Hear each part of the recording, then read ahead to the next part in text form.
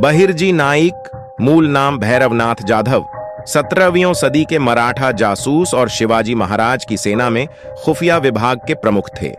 बहिर्जी को उनके महान कार्य के कारण राजा शिवाजी द्वारा नाइक की उपाधि से सम्मानित किया गया था।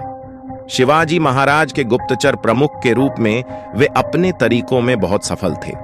बहिर्जी नाइक का जन्म अहमदनगर के शिंगवे नाइक गांव में हुआ था।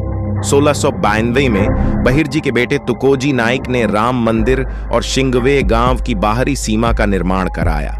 राम मंदिर में उनके नाम का शिलालेख लगा एक पत्थर रखा हुआ है। बहिर्जी के प्रारंभिक जीवन के बारे में बहुत कम जानकारी है और तब भी नहीं थी, लेकिन महाराजा की सेना में एक जासूस के रूप में उनके अभियानों और साहसिक कार्यों ने मराठा साम्राज्य की सफलता में बहुत योगदान दिया।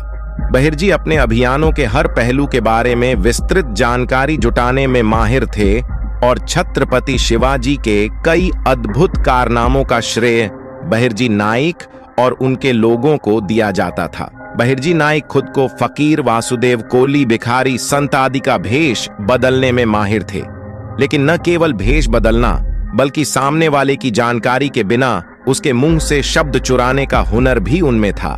वह बीजापुर के आदिल शाह और दिल्ली के बादशाह के महलों में भेष बदल कर जाता था और स्वयं आदिल शाह और बादशाह से पक्की सूचनाएं लाता था। जासूस होने का संदेह होने पर भी दोनों हत्यारे एक बार भी बहिर्जी को पकड़ने में असफल रहे, जो बहिर्जी नाइक जाधव की बुद्धिमत्ता और चतुराई को दर्शाता है। स्वराज पर पहला सबसे बड़ा संकट अफजल खान का आया। शिवराय ने जिस साहस से अफजल खान पर विजय प्राप्त की वह इतिहास में अक्षुण्ण है, लेकिन इस समय बहिर्जी नाइक और उनके जासूसी कार्य पर किसी का ध्यान नहीं जाएगा।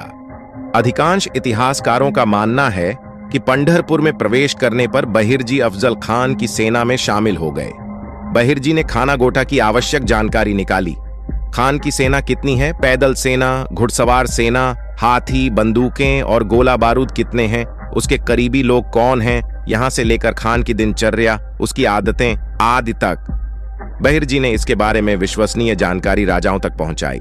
इतना ही नहीं, जब बहिर्जी ने स्पष्ट रिपोर्ट दी कि खान का इरादा राजाओं को मारने का था, तो शिवाजी महाराज ने अपनी रणनीति पूरी तरह से बदल दी। बहिर्जी की जासूसी ने यह चेतावनी देकर खान की सेना को अनिश्चित काल तक दूर रखने का काम किया कि शिवाजी डर गए हैं और अब कोई युद्ध नहीं होगा। वास्तविक यात्रा के दौरान भी बहिर्जी ने यह जानकारी दी कि खाना ने कवच नहीं पहना था और संयत बंदा खतरनाक था। दोस्तों, छत्रपति शिवाजी महाराज के गुप्तचर विभाग में लगभग 3 से 4 हजार जासूस थे। इन सभी का नेतृत्व वीरों ने किया। ये सभी जासूसी नायक बड़ी चतुराई से बीजापुर, दिल्ली, कर्नाटक, पुणे आदि शहरों में फैले हुए थे। बहिर्जी ने गलत जानकारी देने वाले व्यक्ति को किनारे करने का विकल्प रखा। उन्होंने बुद्धिमत्ता की एक भाषा बनाई थी। केवल वीरों के गुप्तचर शिवाजी महाराज और संभाजी महाराज ही वह भाषा जानते थे। इसमें पार्टियों और हवाओं की आवाजें थीं। यदि कोई संदेश देना हो तो उसी भाषा में देना चाहिए। बहिर्जीना को सबसे पहले पता होता था कि महाराज आज किस मिशन पर जा रहे हैं। उस स्थान की विस्तृत जानकारी बाहर से निकालकर यथाशीघ्र शिवाजी महाराज तक पहुंचानी चाहिए। ऐसा कहा जाता है कि यदि बहिर्जी भेष बदलकर महाराजा के दरबार में आते थे तो केवल महाराज ही उन्हें पहचानते थे। संक्षेप में, हर कोई समझता था कि अदालत में बहिर्जी नाइक जाधव जैसी कोई चीज नहीं है। वह शिवाजी महाराज के जीवन की हर घटना में एक जासूस के रूप में शामिल थे। चाहे अफजल खान की हत्या हो, पन्हाला से भागना हो, शाहिस्ते खान की उंगलियां तोड़ना हो, पुरंदर की घेराबंदी हो या सूरत की लूटपाट हो, बहिर्जी नाइक जाधव महाराज का आधा काम करते थे। इनमें से प्रत्येक घटना में बहिर्जी ने महाराज को शत्रु के बारे में विश्वसनीय जानकारी दी थी। महाराज बहिर्जी द्वारा दी गई सलाह मानकर कदम उठाना। अपने राज्याभिषेक के समय महाराजा द्वारा अष्टप्रधान मंडल का निर्माण किया गया।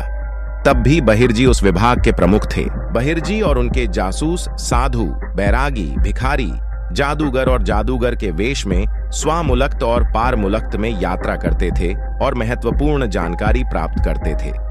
प्रामाणिक दस्तावेजों में इन जासूसों का नजरबाज हेजिब के रूप में उल्लेख मिलता है। बहिर्जी नाइक की प्रणाली ने महाराजा की दूर दराज की सेनाओं और गढ़ों के बीच समन्वय और सूचनाओं के आदान प्रदान का कार्य हासिल किया।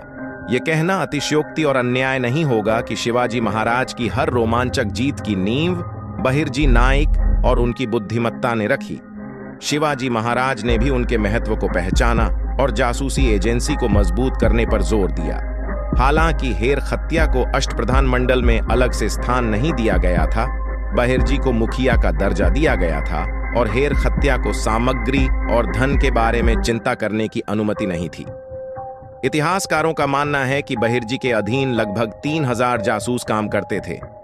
ये जासूस इतने कुशल थे कि यद्यपि समकालीन इतिहास धोखाधड़ी से भरा है, फिर भी शिवाजी महाराज को उनके पूरे शासनकाल में एक बार भी धोखा नहीं दिया गया है। ये थे बहिर्जी नाइक। धन्यवाद।